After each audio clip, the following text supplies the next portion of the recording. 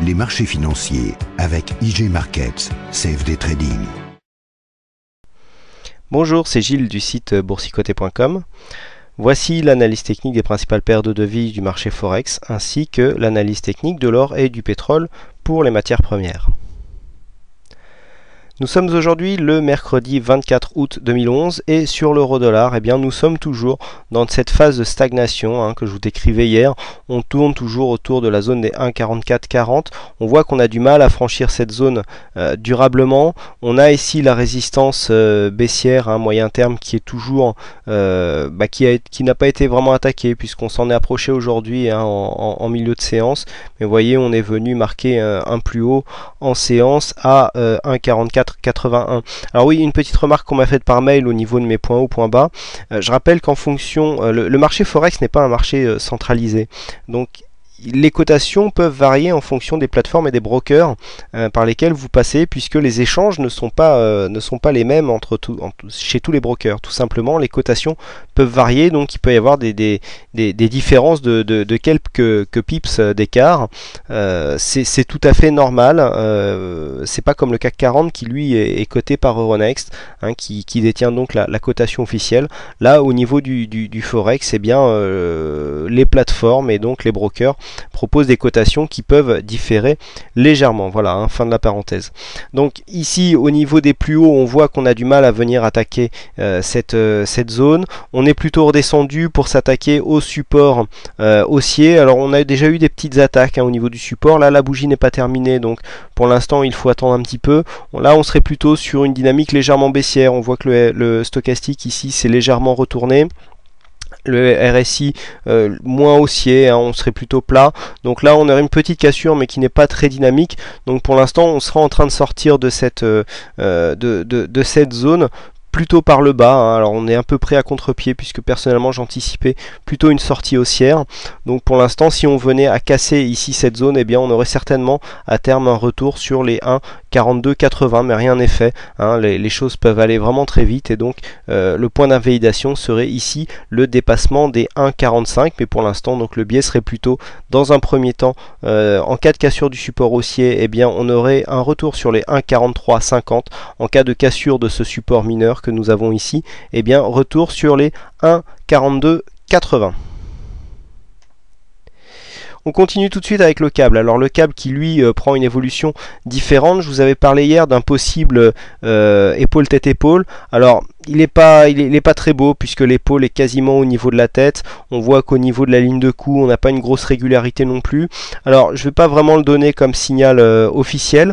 On va dire qu'on va le regarder en tant que spectateur, ce signal. Donc, alors je rappelle, pour calculer l'objectif de l'épaule tête épaule, personnellement moi je trace un segment donc entre le haut de la tête et la ligne de cou, et je reporte donc ce segment sur le point de sortie. Donc ici on vient tracer, voilà, le segment, on prend la ligne de cou à peu près sur cette phase là, et puis après on vient chercher ce segment si on arrive à l'attraper, et on le déplace. Voilà, ici, alors il faut venir quasiment jusqu'à la ligne de cou qui est à peu près à cette zone là, et donc lorsque l'on pose, eh bien on a un objectif approximativement à 1,6250. On va essayer de tracer une flèche pour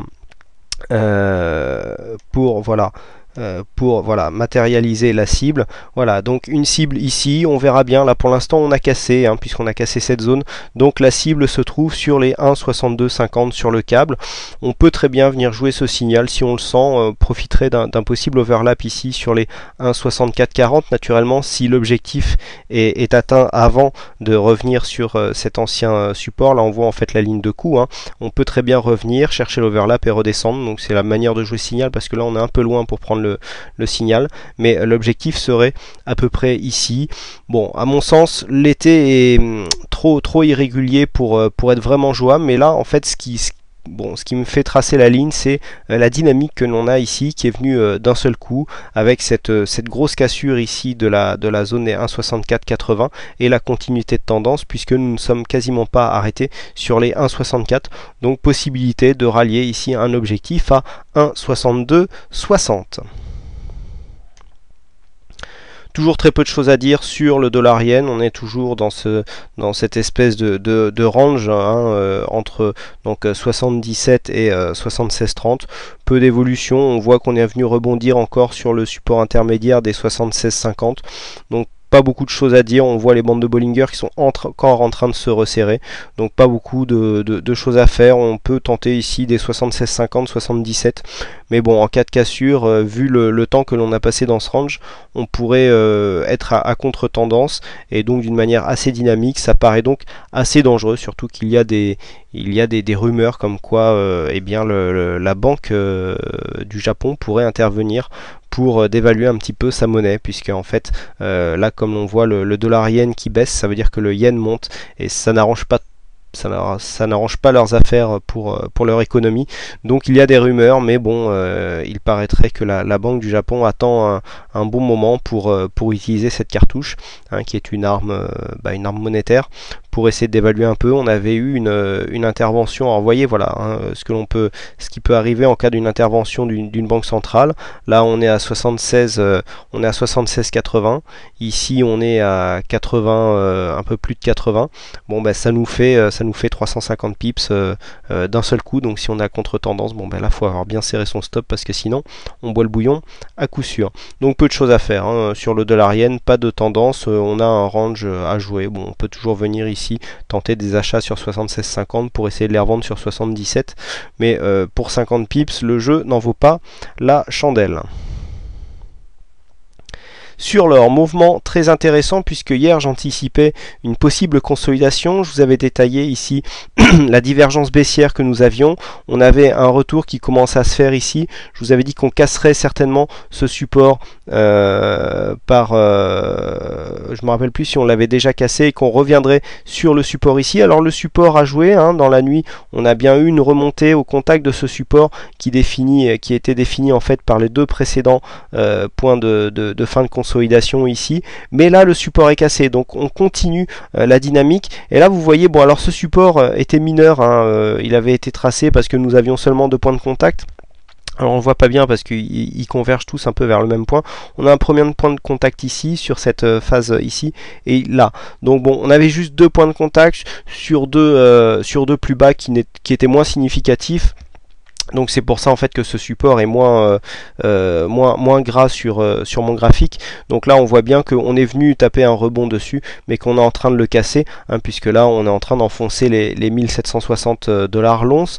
Alors ici on pourrait dans un premier temps revenir sur les 1740, hein, 1740 voire 1720, qui sont les deux supports qui pourra arrêter pour l'instant la chute. On voit qu'au niveau de la dynamique on commence à être survendu au niveau de l'or. Alors au niveau de l'or, bah oui, là on arrive en zone de survente au niveau du RSI, on l'est déjà au niveau du stochastique, et le MACD commence à avoir une grosse amplitude. Donc on pourra avoir un rebond technique qui pourrait venir se mettre en place. Désolé pour les signaux de trading qui apparaissent de temps en temps.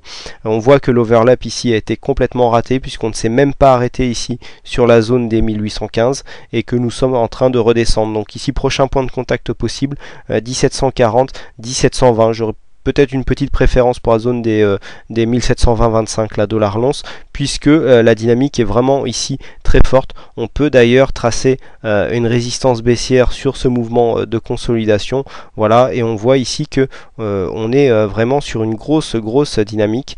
Et bon, si on regarde un peu de loin, on voit que la hausse a été quasi continue. C'est pas évident de tracer un Fibo là-dessus, puisque on voit pas trop où on prend la phase baissière. Moi j'aurais tendance à le placer ici, juste avant l'accélération à la hausse que nous avions eu début août. Mais bon, pour l'instant, phase technique, on préfère se repérer ici sur les supports horizontaux.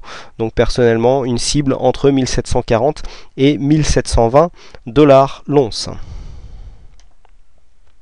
Et enfin on termine par le pétrole. Donc par contre le pétrole avec un scénario de cassure qui se passe un peu plus dans le sens où je l'avais anticipé hier, puisqu'on va vers une cassure haussière de cette résistance ici. Alors cette résistance qui est assez importante, puisqu'on voit qu'elle passe ici par ce plus haut, et si on arrive à, voilà, non, on peut pas.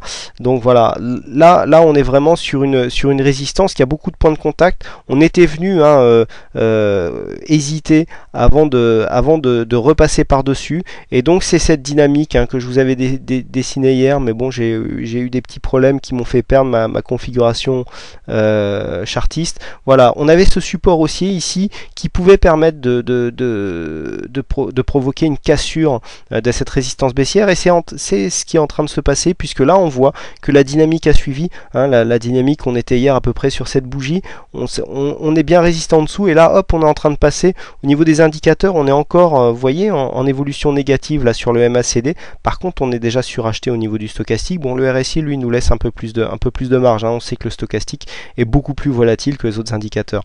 Donc là, on a vraiment un potentiel pour casser cette zone. On est vraiment loin de la Bollinger supérieure, alors qu'hier on était beaucoup plus près. On a de meilleures chances là de casser, surtout que bon, le rebond des marchés actions eh bien continue, puisqu'on a une légère hausse encore aujourd'hui, donc ça va dans le même sens, et donc ça nous aide à casser cette résistance baissière. Et pourquoi pas, si on dépasse ici les 89,10, repasser dans une tendance légèrement plus positive, car je rappelle que pour repasser en tendance court terme positive, il faudrait venir passer ce point haut ici. On a tapé des plus hauts légèrement plus hauts, puisqu'on voit ici des plus bas, pardon, légèrement plus haut, puisqu'on voit ici ce plus bas légèrement plus haut que le précédent, mais maintenant il faut absolument confirmer en inscrivant un plus haut que celui-ci, et donc là sur ce plus haut nous étions à 89,17 dollars le baril. Donc il faut absolument, on est sur le WTI, je le rappelle, venir avec cette dynamique marquer un point haut supérieur à celui-ci pour repartir en dynamique haussière. Voilà ce que l'on peut dire donc sur ces principales analyses techniques Forex et matières premières. Il ne me reste plus qu'à vous souhaiter à toutes et à tous une bonne soirée, bonne chance dans vos trades, et je vous donne rendez-vous dès demain pour... Les marchés financiers avec IG Markets, CFD Trading.